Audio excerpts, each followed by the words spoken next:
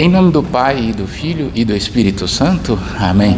Vinde, Espírito Santo, enchei os corações dos vossos fiéis e acendei neles o fogo do vosso amor. Enviai o vosso Espírito e tudo será criado e renovareis a face da terra. Oremos. Deus, que instruístes os corações dos vossos fiéis com a luz do Espírito Santo, fazei que apreciemos retamente todas as coisas, segundo o mesmo Espírito, e gozemos sempre da sua consolação, por Cristo Senhor nosso. Amém.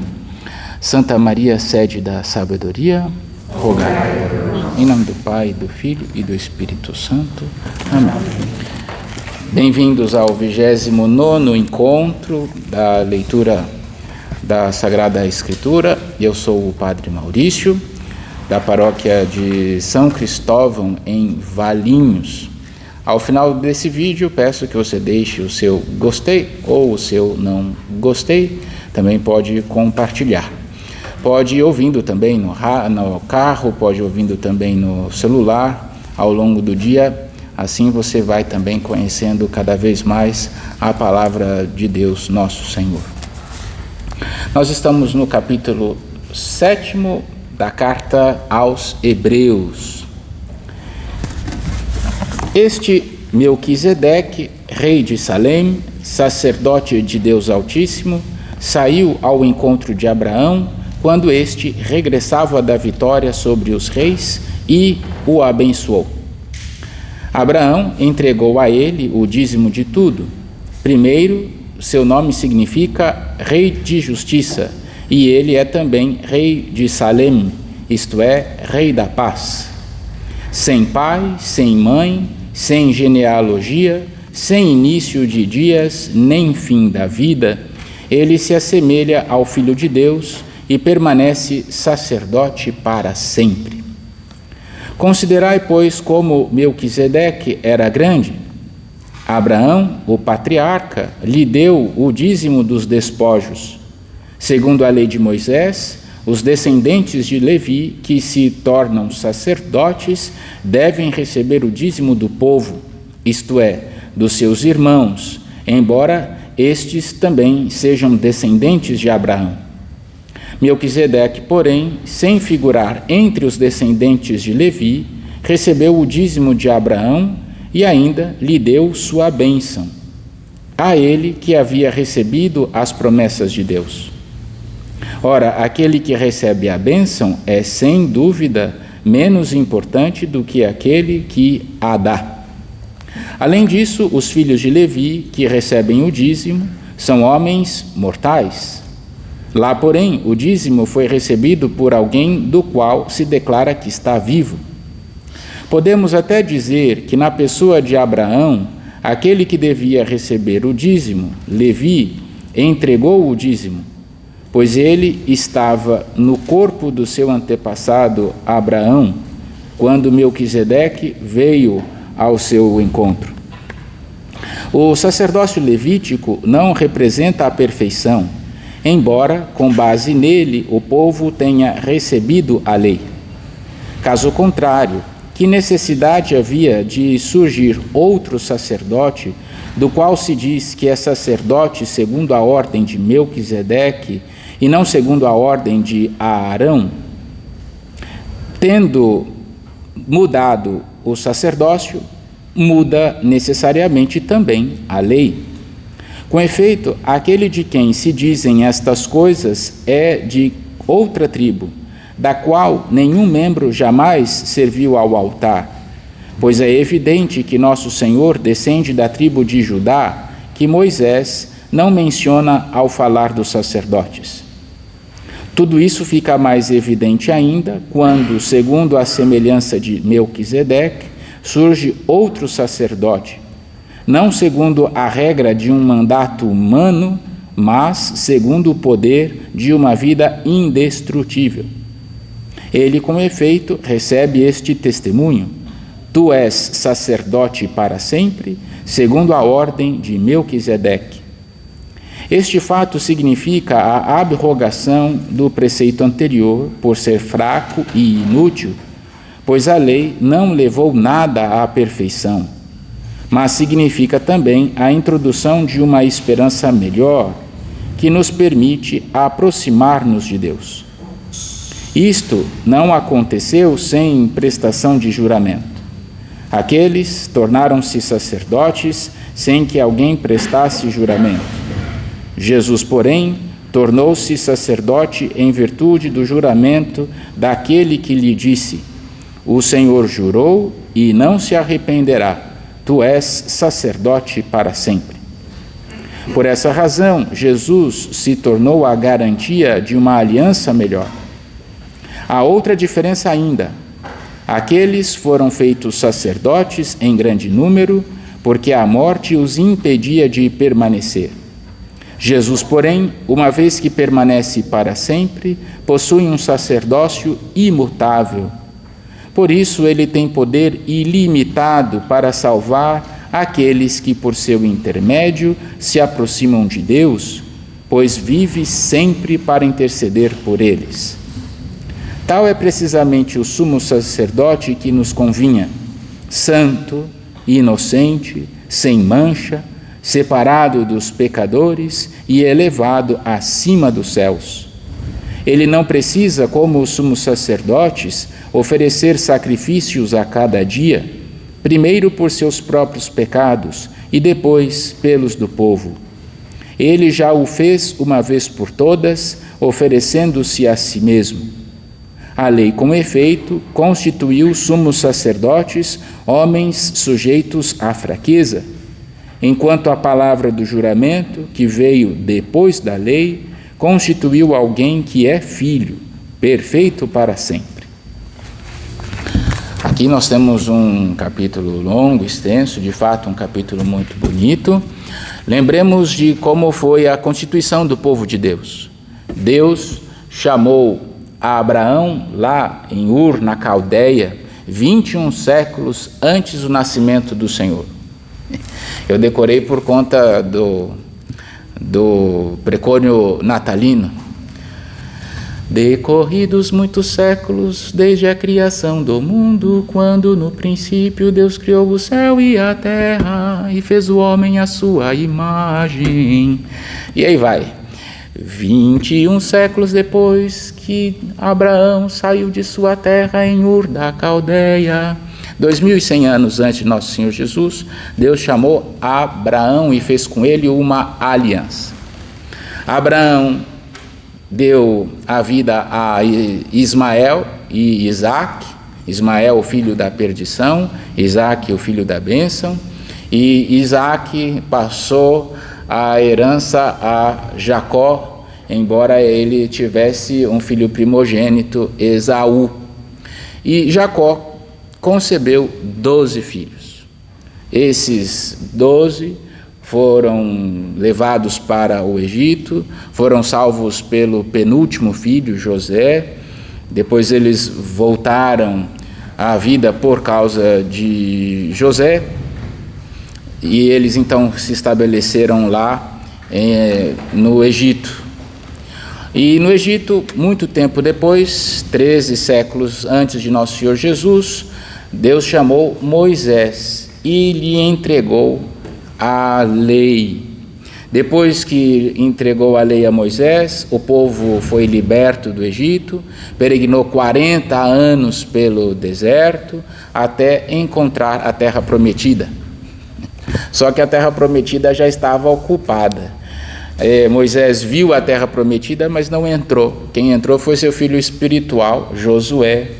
E esse sim entrou, e a primeira cidade a ser conquistada foi Jericó, com aquelas trombetas que derrubaram os muros da cidade, e eles então tomaram a cidade, tomaram toda a Canaã, tomaram toda a terra prometida e dividiram a terra prometida em 11 partes.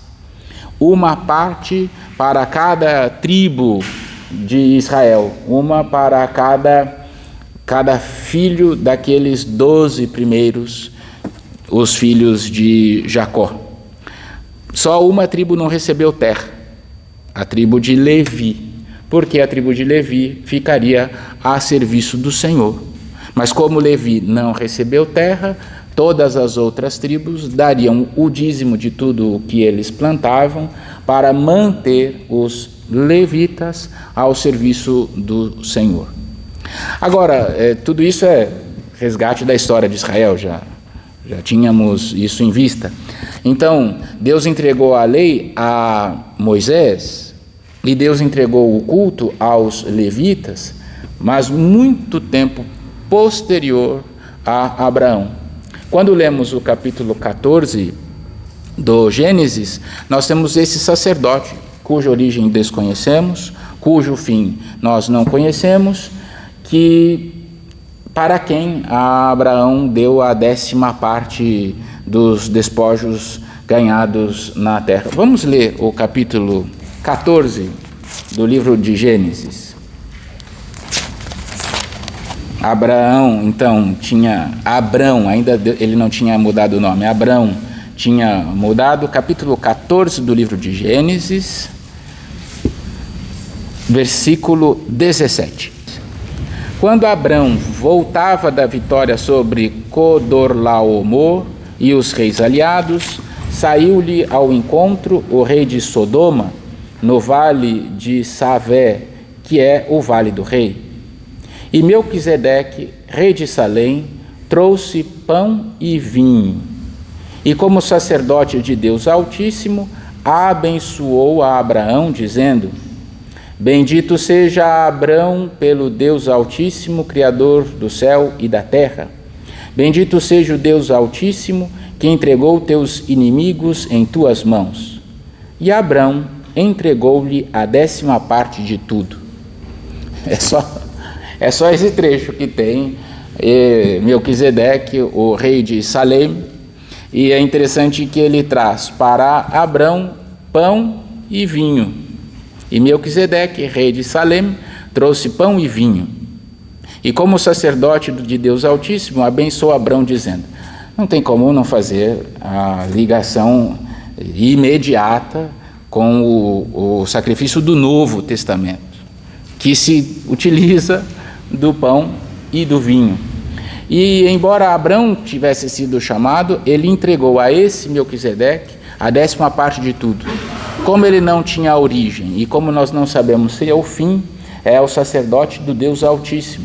Deus enviou Melquisedeque, o rei de Salém. E não parece Salém uma palavra muito parecida com a cidade da paz? Sabe como se diz cidade da paz em hebraico? Jerusalém. O rei de Salém, a cidade de Jerusalém nem estava constituída, mas o rei de Salém apareceu para Abrão. Mais uma vez, uma ligação evidente e eminente com o nosso Senhor Jesus. Então, este sacerdote, tal como Melquisedeque, é Cristo. Ele não tem origem porque ele é Deus, e ele não tem fim porque ele também não é Deus. E ele se tornou sacerdote segundo a ordem do Deus Altíssimo. Não da ordem de Levi, porque ele não precisava, porque ele era da tribo de Davi, mas pela ordem de Deus, o Altíssimo. E ele se ofereceu como vítima. Nele nós temos o sacerdote e nós temos a vítima. Ele não oferece como um homem comum, ele não oferece como um homem pecador, ele não precisa oferecer o sacrifício por si e pelos pecadores, pelo povo, ele oferece só pelo povo. É aquele que não tem mancha nem defeito, é aquele sacerdote eterno, como diz o Salmo: tu és sacerdote eternamente, segundo a ordem de Melquisedeque. Também do Salmo tiramos de imediato essa ligação com o nosso Senhor Jesus. Os filhos de São Paulo, que aqui nós sabemos que não se trata de São Paulo, os filhos espirituais de São Paulo, de fato fazem essa ligação imediata com Melquisedeque, essa ligação imediata com o Salmo, essa ligação imediata de que, embora ele não fosse da tribo de Davi, ele poderia oferecer um sacrifício, porque ele é da ordem de Melquisedeque, é da ordem do Deus Altíssimo. Capítulo 8. Eis então o tema capital da nossa exposição. Tal é o sumo sacerdote que temos, que se sentou à direita do trono da majestade nos céus. Ele é ministro do santuário e da tenda verdadeira, erguida pelo Senhor e não por mão humana. Aqui é uma menção a Davi, que fez a tenda para carregar a arca da aliança. Jesus ele é o ministro do santuário e da tenda verdadeira, que é ele mesmo, que não foi feito por mão humana. Com efeito, todo sumo sacerdote é constituído para oferecer dádivas e sacrifícios. É necessário, pois, que também tenha algo a oferecer. Ora, se Cristo estivesse na terra, nem seria sacerdote, pois já existem os que oferecem dádivas de acordo com a lei. Estes estão a serviço daquilo que é representação e sombra das realidades celestes, como foi dito a Moisés, quando estava para executar a construção da tenda. Vê, faze tudo segundo o modelo que te foi mostrado sobre o monte. Agora, porém, Cristo recebeu um ministério superior. Ele é o mediador de uma aliança bem melhor, fundada em promessas melhores. Com efeito, se a primeira aliança fosse sem defeito, não se procuraria substituí-la por uma segunda. De fato, Deus repreendeu-os, dizendo: dias virão, diz o Senhor, em que concluirei com a casa de Israel e com a casa de Judá uma nova aliança.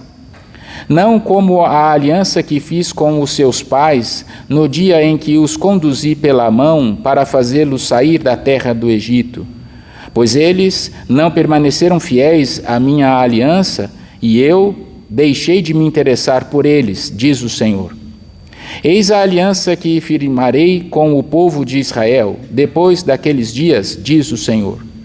Porei minhas leis em sua mente, e as gravarei no seu coração, e serei o seu Deus, e eles serão o meu povo. Ninguém mais precisará ensinar o seu próximo, nem o seu irmão, dizendo: conhece o Senhor, pois todos me conhecerão, desde o menor até o maior. Porque terei misericórdia das suas culpas, e não me lembrarei mais dos seus pecados. Assim, ao falar em nova aliança, declarou a antiga a primeira. Ora, o que se torna antigo e envelhece está prestes a desaparecer. Aqui é a profecia de Jeremias, tão bonito. Porei as minhas leis em sua mente e as gravarei no seu coração. E serei o seu Deus e eles serão o meu povo. Isso, de fato, ao longo de todo o tempo, só aconteceu em uma única pessoa, em Cristo Jesus. De fato, a lei do Senhor estava em sua mente e, de fato, a lei do Senhor estava inscrita no seu coração. Bem, antes de prosseguir, é interessante notar, que existe a justificação e existe a santificação. Parece as mesmas palavras, mas elas são um pouco distintas. A justificação acontece pela obediência aos mandamentos. Você cumpre aquilo que Deus pede. Então, é possível ser justificado pela obediência à lei. É possível ser justificado. É possível você não ter dívida com Deus. E não tendo dívida com Deus, você pode estar na presença dele. Essa é a justificação. Mas o que Cristo nos trouxe é ainda maior, é a santificação. Não é só estar na presença de Deus como viver em Deus. Viver com Deus é maior. Já disse isso em outros dias, né? É o texto que nós ouvimos na Páscoa. Se grande era a obra da criação, maior é a obra da redenção. Em Cristo não é só possível ser justificado, como é possível ser santo. Daí a alta exigência para nós. Por que é que passa a segunda lei? Quando nós estamos em Deus, a lei já não me importa mais, já não é precisa, eu não preciso de mais nada. É como os homens que são verdadeiramente apaixonados pelas suas esposas. Os homens, quando são apaixonados pelas esposas, pode passar a Gisele Bündchen, nem sei se essa é a mais bonita ainda hoje, né? Tem as mulheres mais bonitas ainda, né? Pode passar qualquer mulher na frente, eles não se importam, porque ele está apaixonado pela esposa. Quando nós somos santificados, a ideia do pecado nem nos chega. Quando não estamos apaixonados por Deus, quando nós ainda não somos santificados, ainda precisamos da lei. Mas em Cristo, a graça é tão grandiosa que a lei é ultrapassada. A lei antiga passa, porque é maior do que simplesmente não ter débito com Deus. É viver com Ele. É muito maior. Capítulo 9. A primeira aliança tinha normas para o culto em um santuário que pertencia a este mundo. De fato, foi construída uma primeira tenda, chamada o Santo, onde se encontravam o candelabro, a mesa e os pães da proposição. Atrás da segunda cortina havia outra tenda, chamada o Santo dos Santos. Estavam aí o altar de ouro para o incenso e a arca da aliança, toda recoberta de ouro, na qual se encontrava uma urna de ouro que continha o maná, o bastão de Arão, que tinha florescido, e as tábuas da aliança. Sobre a arca estavam os querubins da glória, que com sua sombra cobriam o propiciatório. De tudo isso, não precisamos falar em detalhes.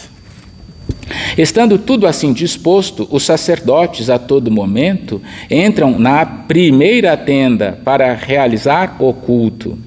Na segunda tenda, porém, só entra o sumo sacerdote uma vez por ano, levando o sangue que ele oferece por si mesmo e pelos pecados do povo. Desse modo, o Espírito Santo mostra que, enquanto existe a primeira tenda, o caminho para o santuário ainda não está aberto. Isto tem sentido simbólico para o tempo presente. As dádivas e sacrifícios oferecidos são incapazes de tornar íntegra a consciência daquele que os oferece. Restritos os alimentos, bebidas e diferentes tipos de purificação com água, não passam de prescrições humanas, válidas até o momento de serem substituídas por algo melhor. Cristo, porém, veio como sumo sacerdote dos bens futuros. Ele entrou no santuário através de uma tenda maior e mais perfeita, não feita por mãos humanas, nem pertencendo a esta criação. Ele entrou no santuário não com o sangue de bodes e bezerros, mas com seu próprio sangue, e isto uma vez por todas, obtendo uma redenção eterna. De fato, se o sangue de bodes e touros e a cinza de novilhas espalhadas sobre os seres impuros os santificam, realizando a pureza ritual dos corpos, quanto mais o sangue de Cristo purificará a nossa consciência das obras mortas para servirmos ao Deus vivo. Com efeito, em virtude do Espírito eterno, Cristo se ofereceu a si mesmo a Deus como vítima sem mancha. Por isso, ele é mediador de uma nova aliança. Pela sua morte, ele redimiu as transgressões cometidas no decorrer da primeira aliança. Assim, aqueles que são chamados recebem a herança eterna prometida.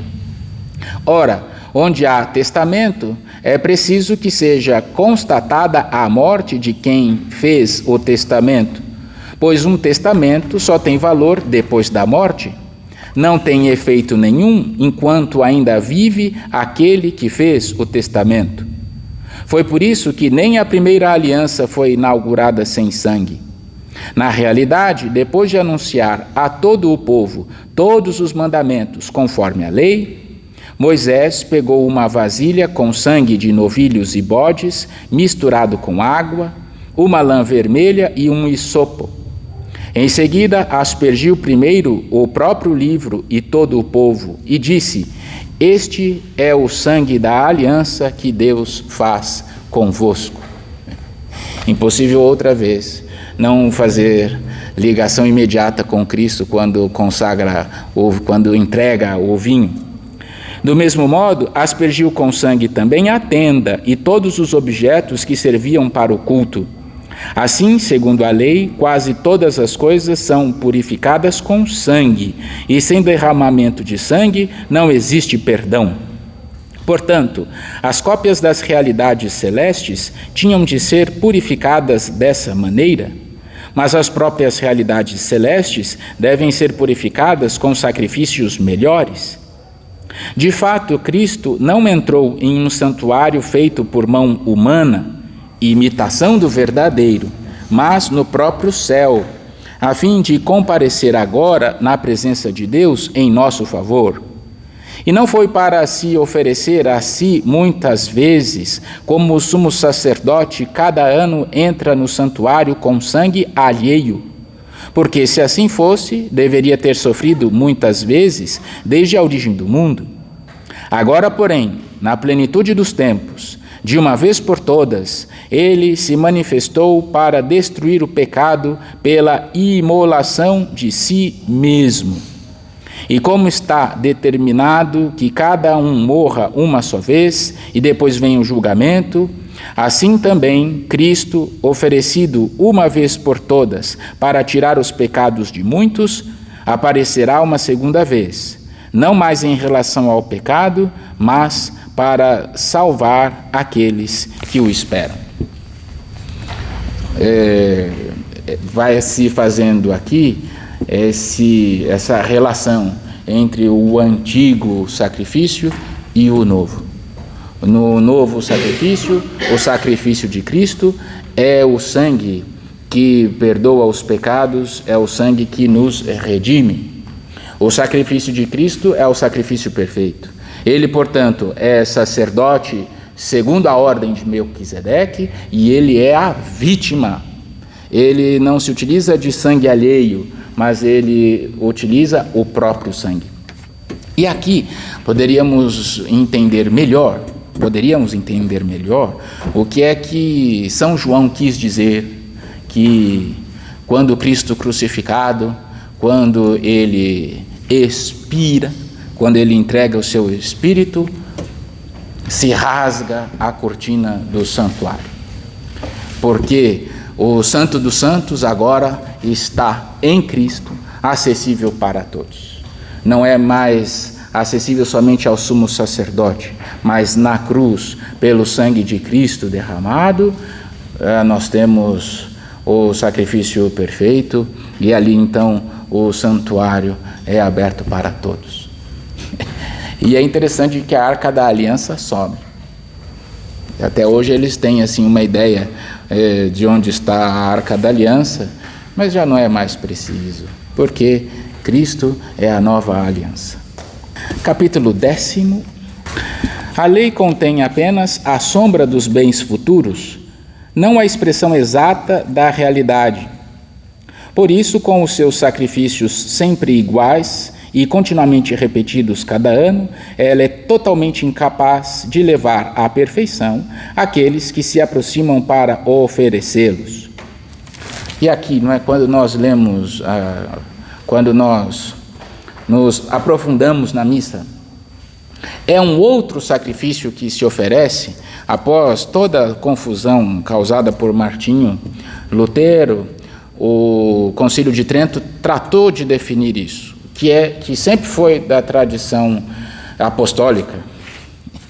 E olhando para a carta aos Hebreus, não tem como fugir da tradição apostólica.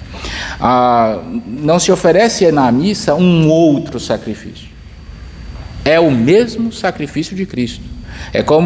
Não é que se repete o sacrifício de Cristo na cruz. Nós abrimos um hiato no tempo e nós nos colocamos no mesmo e único sacrifício de Cristo, oferecido uma vez por todos. Versículo 2 do capítulo 10. Caso contrário, será que não se teria deixado de oferecê-lo? Ora, os que prestam culto, uma vez purificados, já não teriam consciência alguma dos pecados. Ao contrário, por meio destes sacrifícios, se renova anualmente a memória dos pecados, pois é impossível eliminar os pecados com o sangue de touros e bodes. Por essa razão, ao entrar no mundo, Cristo declara: não quiseste vítima nem oferenda, mas formaste um corpo para mim. Não foram do teu agrado holocaustos, nem sacrifícios pelo pecado. Então eu disse: eis que venho, ó Deus, para fazer a tua vontade, como no livro está escrito a meu respeito. Nós vamos vendo as citações do livro do Levíticos. Em Cristo a Escritura se cumpre. De fato, aquilo que ele mesmo disse de si, nenhum jota, nenhum sinalzinho, nem a menor das letras da antiga lei será esquecida, mas em Cristo tudo é cumprido. Não quiseste vítima nem oferenda, mas formaste um corpo para mim. Não foram do teu agrado holocaustos, nem sacrifícios pelo pecado. Então eu disse: eis que venho, ó Deus, para fazer a tua vontade, como está escrito no livro a meu respeito. Versículo 8. Na frase inicial ele disse: não quiseste, nem foram do teu agrado, vítimas e oferendas, holocaustos e sacrifícios pelo pecado, coisas oferecidas segundo a lei. E então declarou: eis que eu vim para fazer a tua vontade. Com isso, ele suprime o primeiro sacrifício para estabelecer o segundo. É em virtude desta vontade que somos santificados pela oferenda do corpo de Jesus Cristo, realizada uma vez por todas. Todo sacerdote se apresenta diariamente para realizar o culto, oferecendo muitas vezes os mesmos sacrifícios, incapazes de remover os pecados. Cristo, ao contrário, depois de ter oferecido um sacrifício único pelos pecados, sentou-se para sempre à direita de Deus. Desde então espera até que seus inimigos sejam postos como estrado sob os teus pés. Com efeito, por esta única oblação, levou à perfeição definitiva os que são, por ele, santificados. Também o Espírito Santo nos atesta isso. De fato, depois de ter dito: eis a aliança que farei com eles, depois daqueles dias, o Senhor acrescenta: pondo as minhas leis nos seus corações e inscrevendo-as na sua mente, não me lembrarei mais dos seus pecados, nem das suas iniquidades. Onde, pois, existe o perdão, não há mais oferenda pelo pecado. Temos, pois, irmãos, a confiança de entrar no santuário pelo sangue de Jesus, pelo caminho novo e vivo que ele inaugurou para nós, passando através da cortina, quer dizer, através da sua humanidade. Temos um grande sacerdote que está à frente da casa de Deus. Aproximemo-nos, portanto, de coração sincero e cheio de fé, com o coração purificado de toda a má consciência e o corpo lavado com a água pura. Continuemos a afirmar a nossa esperança, sem esmorecer, pois aquele que fez a promessa é fiel. Estejamos atentos uns aos outros para nos incentivar ao amor fraterno e às boas obras. Não abandonemos as nossas assembleias, como alguns costumam fazer. Antes, procuremos animar-nos mutuamente à medida que vedes o dia aproximar-se. E Cristo voltará. Bem, aqui continuamos com essa ideia. Cristo se ofereceu por nós. E os sacrifícios antigos não servem. A carta aos Hebreus, ela não é muito ecumênica. A carta aos Hebreus, ela provoca um pouco o diálogo ecumênico, e nós não podemos deixar de acreditar nisso. A palavra de Deus é palavra revelada. Agora, aquele caminho do qual dizia, vocês sabem, não é ideia minha, né? E eu só repito coisa. Quem diz coisa nova é sempre herege. Herege tem novidade. Eu só repito as coisas, né? Eles podem se justificar pela lei. Eles podem pagar a dívida, mas viver com Deus eles não podem. Por quê? Porque lhes falta Cristo, Jesus, aquele que veio uma vez por todas para oferecer um sacrifício, e aquele que é o caminho para o Pai, e fora do qual não há salvação. E aqui São Paulo insiste: permanece em eclésia, em assembleias, em igreja. Versículo 26.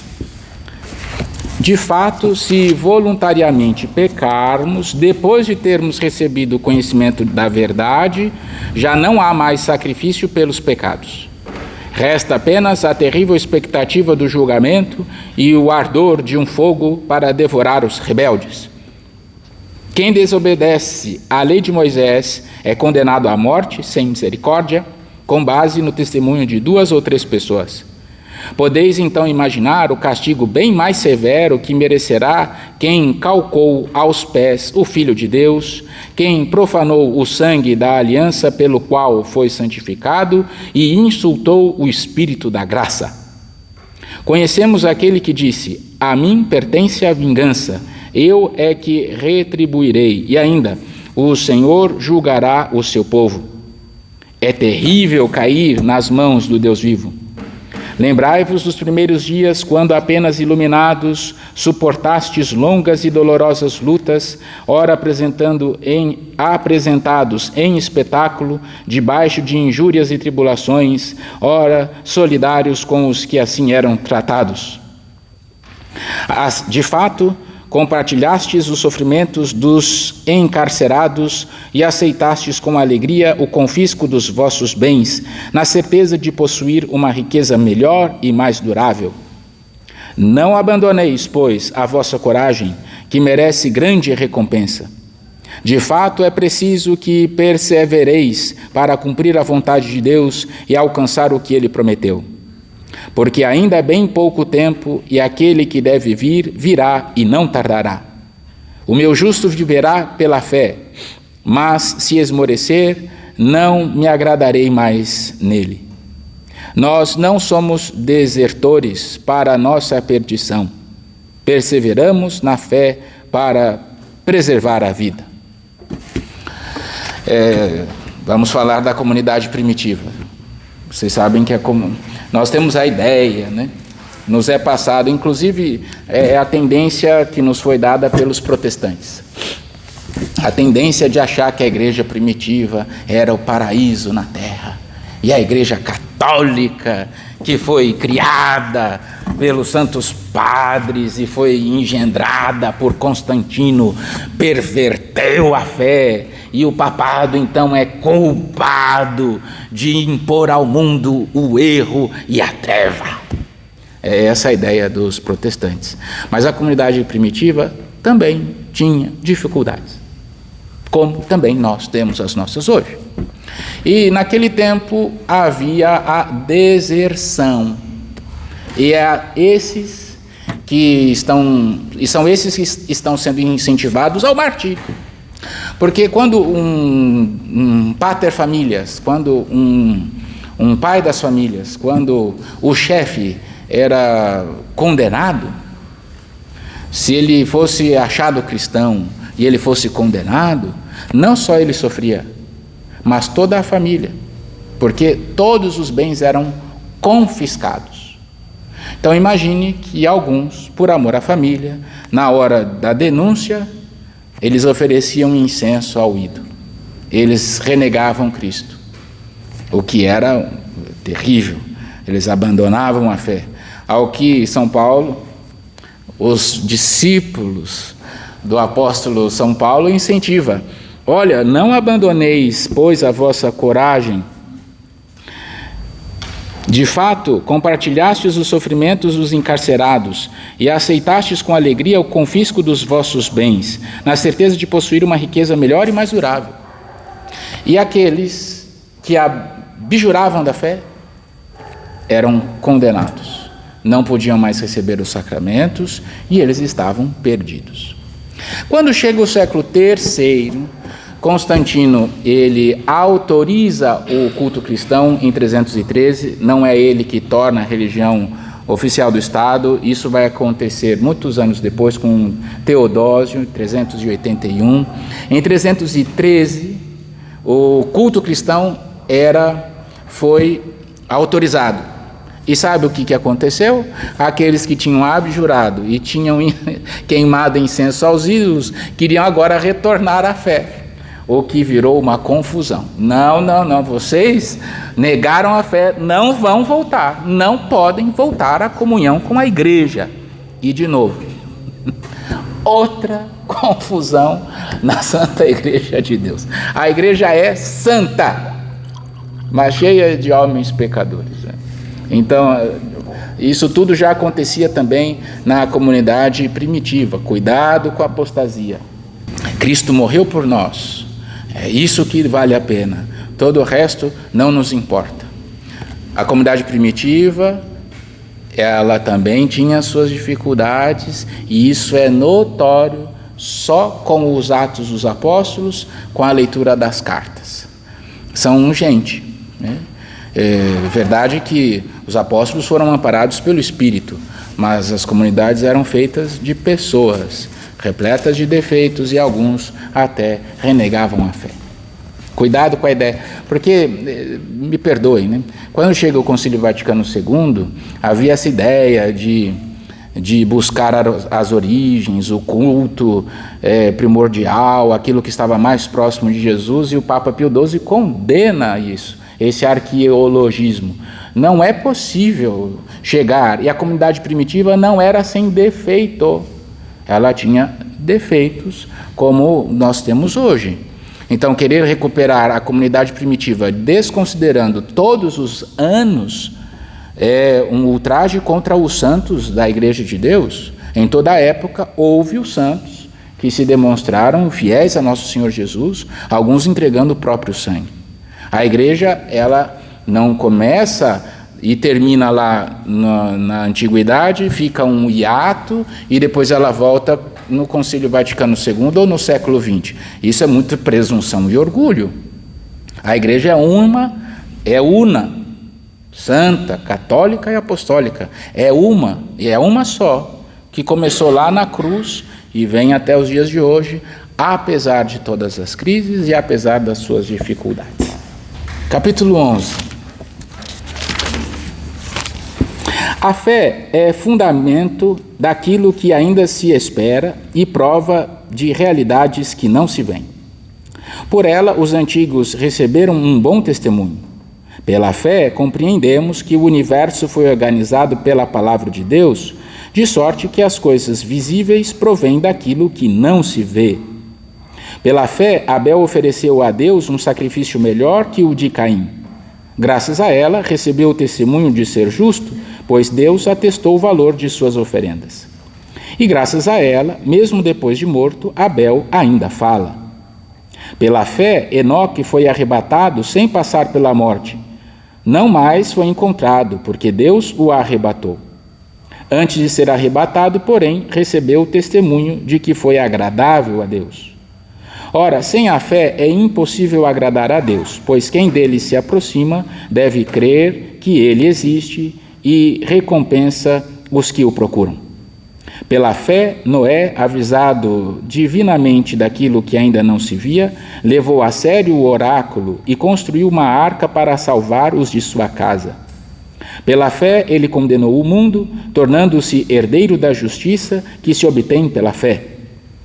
Pela fé, ao ser chamado, Abraão obedeceu à ordem de partir para uma terra que devia receber como herança, e partiu sem saber para onde iria. Pela fé, ele viveu como migrante na terra prometida, morando em tendas com Isaque e Jacó, os co-herdeiros da mesma promessa, pois esperava a cidade de sólidos alicerces que tem Deus mesmo por arquiteto e construtor.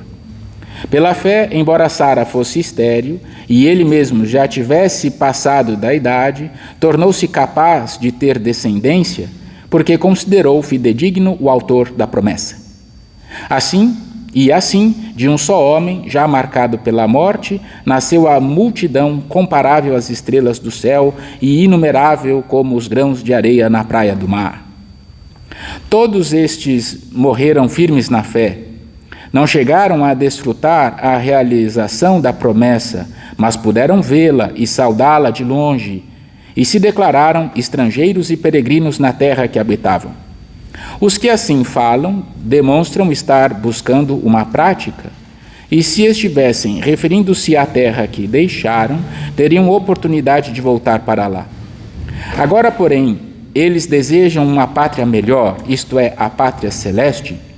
Por isso, Deus não se envergonha deles ao ser chamado o seu Deus, pois até preparou uma cidade para eles.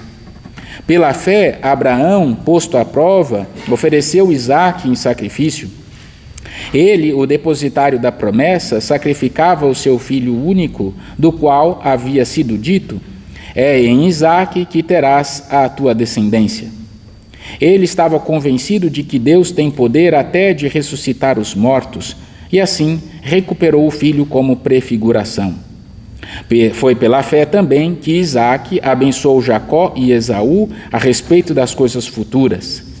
Pela fé, Jacó, prestes a morrer, abençoou cada um dos filhos de José, e apoiando-se na extremidade do cajado, prostrou-se em adoração.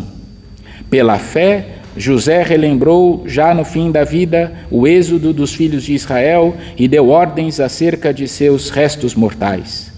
Pela fé, Moisés, recém-nascido, foi escondido por seus pais durante 3 meses, porque viram a beleza do menino e não tiveram medo do decreto do rei. Pela fé, Moisés, já adulto, recusou ser chamado filho da filha de Faraó. Preferiu ser maltratado como o povo de Deus a tirar proveito passageiro do pecado.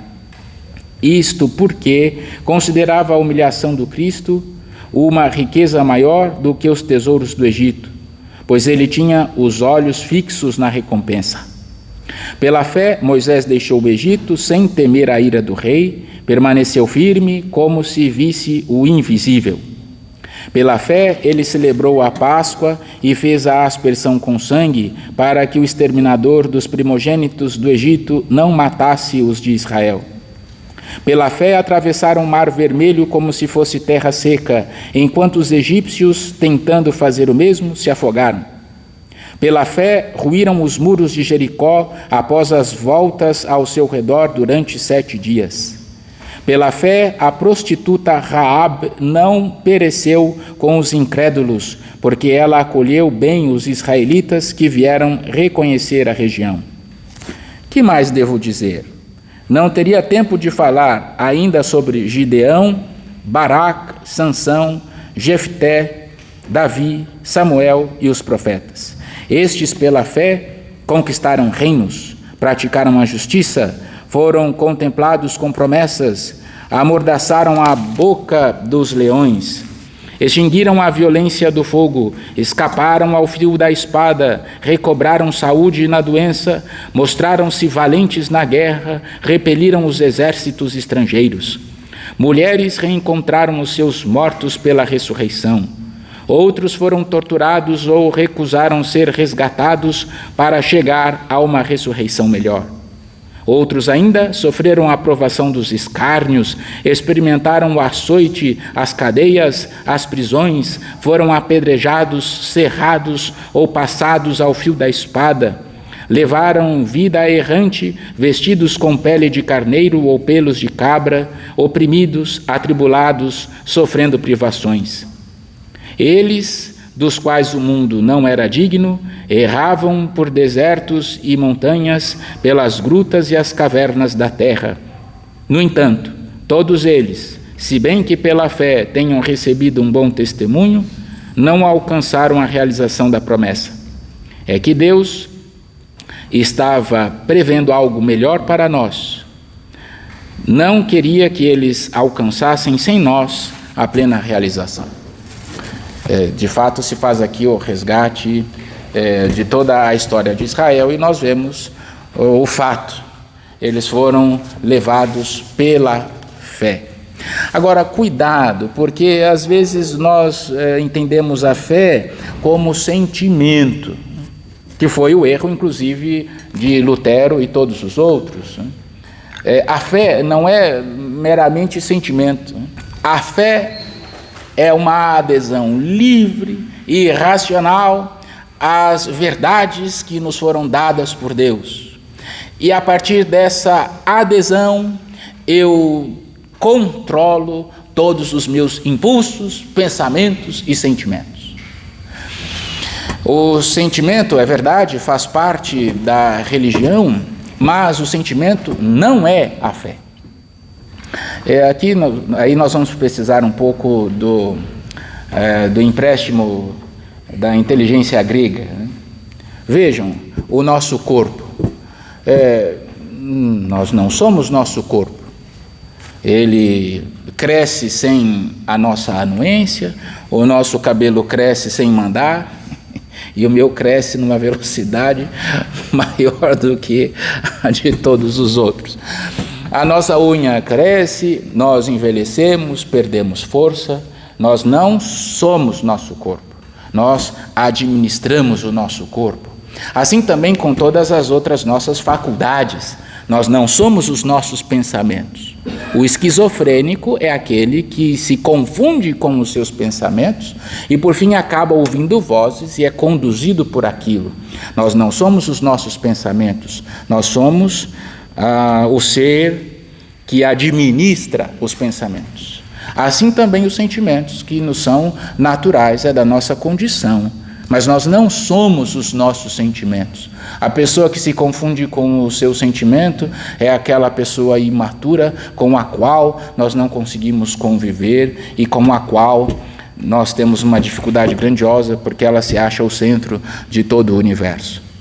Nós somos esse ser anterior que recebeu a existência de Deus, que administra todo esse complexo. A fé, portanto, não é esse sentimento, essa consolação de estar com Deus. A fé não é esse sentimento que nos leva a chorar diante da palavra de Deus.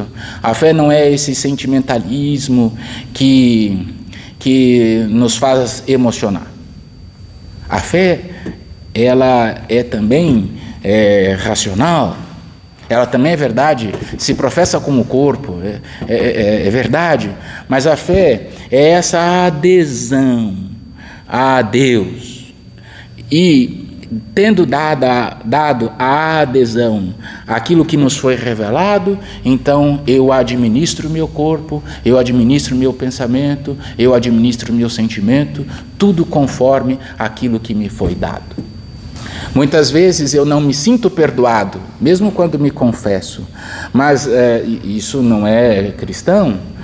O cristão, ele sabe perdoado, porque a sua consciência também faz parte dessa adesão à fé em nosso Senhor. Me desculpem aqui, não sei se me faço aprofundar, não é? E hoje, nesse tempo, nós somos chamados a dar a adesão de que a Sagrada Escritura é sagrada, conforme nos disse a Igreja. Nós somos chamados a acreditar na Sagrada Escritura inteira, não num pedaço, e não conforme o nosso desejo, mas conforme a interpretação dos santos ao longo dos 2000 anos. Mas miseravelmente eu tenho a impressão de que nós estamos jogando fora a Escritura. A gente acredita em partes. A Escritura pede para fugir da bebedeira, mas eu me entrego. A Sagrada Escritura me pede para fugir dos pecados sexuais, mas eu me entrego. É um pouco uma tristeza do tempo presente. A gente acredita, mas não muito. A gente quer o céu, mas não hoje. É a triste condição humana que também precisa ser administrada, é a triste inconstância humana que também precisa ser domada. Esses homens não eram levados por sentimento, eles eram levados por essa iluminação, por essa revelação que foi dada, assim também nós. Cuidado, porque senão nós caímos nas mentiras do tempo presente. Capítulo 12. Portanto, com tamanha nuvem de testemunhas em torno de nós, deixemos de lado o que nos atrapalha e o pecado que nos envolve. Corramos com perseverança na competição que nos é proposta, com os olhos fixos em Jesus, que vai à frente da nossa fé e a leva à perfeição. Em vista da alegria que o esperava, suportou a cruz, não se importando com a infâmia, e assentou-se à direita do trono de Deus. Pensai, pois, naquele que enfrentou uma tal oposição por parte dos pecadores, que não vos deixeis abater pelo desânimo. Vós ainda não resististes até o sangue na vossa luta contra o pecado, e já esquecestes as palavras de encorajamento que vos foram dirigidas como a filhos. Meu filho, não desprezes a correção do Senhor, não te desanimes quando ele te repreende, pois o Senhor corrige a quem ele ama e castiga a quem aceita como filho. É para a vossa correção que sofreis. Deus vos trata como filhos. Qual é o filho a quem o pai não corrige? Pelo contrário, se ficais fora da correção aplicada a todos, então não sois filhos, mas bastardos. Ademais, tivemos os nossos pais humanos como educadores, aos quais respeitávamos. Será que não devemos submeter-nos muito mais ao Pai dos Espíritos para termos a vida? Nossos pais humanos nos corrigiam como melhor lhes parecia, por um tempo passageiro. Deus, porém, nos corrige em vista do nosso bem, a fim de participarmos de sua própria santidade. Na realidade, na hora em que é feita, nenhuma correção parece alegrar, mas causa dor. Depois, porém, produz um fruto de paz e de justiça para aqueles que nela foram exercitados. Portanto, firmai as mãos enfraquecidas e os joelhos vacilantes, tornai retas as linhas para os vossos pés, para que não se destronque o que é manco, mas antes seja curado. Essa expressão é já conhecida nossa, né? Firmai as mãos enfraquecidas e os joelhos vacilantes. Versículo 14. Procurai a paz com todos e a santidade, sem a qual ninguém verá o Senhor. Cuidai para que ninguém fique privado da graça de Deus e que nenhuma raiz venenosa cresça no meio de vós, tumultuando e contaminando a muitos. Não haja ninguém dado à prostituição, nenhum profanador como Esaú, que por um prato de comida vendeu seus direitos de filho primogênito.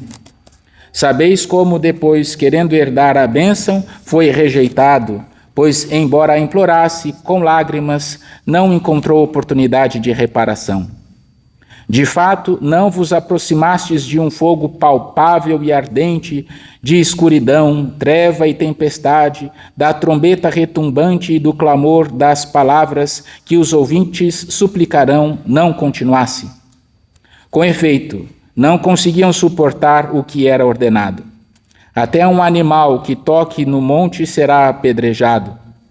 O espetáculo era tão medonho que Moisés disse: estou apavorado e tremendo. Vós, ao contrário, vos aproximastes do Monte Sião e da cidade do Deus vivo, a Jerusalém celeste, da reunião festiva de milhões de anjos, da assembleia dos primogênitos, cujos nomes estão escritos nos céus. Vós vos aproximastes de Deus, o juiz de todos, dos espíritos dos justos que chegaram à perfeição, de Jesus, o mediador da nova aliança, e da aspersão com um sangue mais eloquente que o de Abel. Cuidado, não deixeis de escutar aquele que vos fala. Os que recusaram escutar aquele que os advertia na terra não escaparam do castigo. Menos ainda escaparemos nós do castigo se voltarmos as costas a quem nos fala do céu. Aquele cuja voz então abalou a terra, agora diz: ainda uma vez abalarei não somente a terra, mas também o céu. A expressão ainda uma vez anuncia o desaparecimento de tudo aquilo que participa da instabilidade do mundo criado, para que permaneça só aquilo que é inabalável. Já que entramos na posse de um reino inabalável, sejamos gratos. E assim sirvamos a Deus de modo a agradar-lhe com piedade e temor, pois o nosso Deus é um fogo devorador. Aqui também é uma outra dificuldade do tempo presente, que é a recompensa eterna. Uma heresia também surgida no século XIX, que também entrou no século XX, que também entrou no século XIX, nos faz muito mal. E às vezes nós somos influenciados e nem notamos. Trata-se da teoria do universalismo. Deus sumamente bom não condenará ninguém. Von Balthasar. Mas eles vão criar a teoria do inferno vazio. Como diria o Ariano Suassuna, inclusive influenciado por essa ideia do universalismo. É engraçadinho, o Alto da Compadecida, o inferno é como uma repartição pública. Existe, mas não funciona. A ideia é engraçadinha porque a gente compara com repartição pública, que de fato não funciona. Mas o inferno vazio não está. E como não se tem pregado mais sobre o inferno, nem mais sobre o purgatório, nem mais sobre o céu, nós vivemos como se isso fosse verdade, de que Deus vai salvar todo mundo no final. E todo o Evangelho, e as cartas de São Paulo, e toda a Escritura nos atesta: fujamos com todas as forças. A porta para a eternidade é estreita e largo é o caminho que leva à morte. E nosso Senhor Jesus diz: olha, tomai cuidado, porque aqueles que não forem fiéis serão condenados ao fogo eterno, e lá onde há o choro e ranger de dentes. Nós não podemos nos fugir disso. E me parece que a carta dos Hebreus também quer lembrar: aqueles que têm fé e vivem conforme a fé serão salvos, mas serão santos. Mais do que justificados, viverão com Deus. E aqueles que não aderirem a Deus serão condenados ao fogo que não se apaga. Capítulo 13. Perseverai no amor fraterno, não vos esqueçais da hospitalidade, pois graças a ela alguns hospedaram anjos sem o perceber. Aqui também é o lema dos beneditinos. Lembrai-vos dos presos como se estivesseis presos com eles, e dos que são maltratados, pois também vós tendes um corpo. Façamos uma distinção, nós estamos aqui na igreja primitiva. Os presos de que falam, verdade, devemos tomar conta dos encarcerados, mas esses presos são os irmãos que perderam tudo e abraçaram a fé. De modo muito especial esses. O matrimônio seja honrado por todos, e o leito conjugal sem mancha, pois Deus julgará os libertinos e os adúlteros. Também outra dificuldade do tempo presente. Não, o importante é ser feliz. É a Sagrada Escritura, hein? Pois Deus julgará os libertinos e os adúlteros. Que vossa conduta não seja inspirada pelo amor ao dinheiro. Contentai-vos com o que tendes, porque ele próprio disse: eu nunca te deixarei, jamais te abandonarei. De modo que podemos dizer com segurança: o Senhor é meu auxílio, jamais temerei. O que poderá fazer-me um ser humano? Lembrai-vos de vossos dirigentes que vos falaram a palavra de Deus. Considerando o fim de sua vida, imitai-lhes a fé. Jesus Cristo é o mesmo ontem, hoje e sempre. Não vos deixeis extraviar por qualquer espécie de doutrina estranha, pois é bom que o coração seja fortificado pela graça e não por regras alimentares das quais nenhum proveito tiraram aqueles que a seguem. Nós temos um altar do qual não se podem alimentar os que servem à tenda, pois os corpos dos animais cujo sangue o sumo sacerdote leva ao santuário para a expiação do pecado são queimados fora do acampamento. Por isso também Jesus sofreu do lado de fora da porta, para com o seu sangue santificar o povo. Retomando de novo a crucificação, Jesus foi levado ao locus Calvarie, ao lugar da caveira, fora de Jerusalém. Vamos, portanto, sair ao seu encontro, fora do acampamento, carregando a sua humilhação. Porque não temos aqui cidade permanente, mas estamos à procura da que está por vir. Por meio de Jesus, ofereçamos a Deus um perene sacrifício de louvor, isto é, o fruto dos lábios que celebram o seu nome. Não vos esqueçais da prática do bem e da partilha, pois estes são os sacrifícios que agradam a Deus. Obedecei aos vossos dirigentes e segui suas orientações, pois eles velam por vós como quem há de prestar contas. Que possam fazê-los com alegria e não com queixas, o que não seria vantajoso para vós. Orai por nós. Estamos confiantes, com a consciência tranquila e querendo fazer o bem em tudo. Orai com insistência ainda maior para que eu possa voltar até vós o quanto antes. E aqui, já o capítulo 12, o capítulo 13, já tem a cara de São Paulo. Aquilo que nós não vimos em todos os outros capítulos da carta aos Hebreus, aqui já está São Paulo. Tudo aquilo que ele disse nas outras cartas está aqui também impresso, né? Embora saibamos que não é uma carta autêntica de São Paulo, mas provavelmente muitos trechos foram guardados. Versículo 20. O Deus da paz reconduziu dentre os mortos aquele que se tornou pelo sangue de uma aliança eterna o grande pastor das ovelhas, nosso Senhor Jesus. Que o mesmo Deus vos torne aptos para todo o bem, a fim de fazerdes a sua vontade. Que ele realize em nós o que lhe é agradável por Jesus Cristo, ao qual seja dada a glória pelos séculos dos séculos. Amém. Exorto-vos, irmãos, para que recebais com paciência este discurso de exortação. Aliás, foram poucas palavras que vos escrevi. Ficais sabendo que foi posto em liberdade nosso irmão Timóteo. Se ele vier depressa, irei com ele fazer-vos uma visita. Saudai todos os vossos dirigentes e todos os santos. Saúdam-vos os da Itália, onde Paulo estava, em Roma. A graça esteja com todos vós. Amém. A Sagrada Escritura tem uma beleza que carece que sentemos e apreciemos tudo o que é escrito. Espero que todo esse percurso tenha agradado, espero que esse percurso no nosso 29º encontro tenha produzido efeito.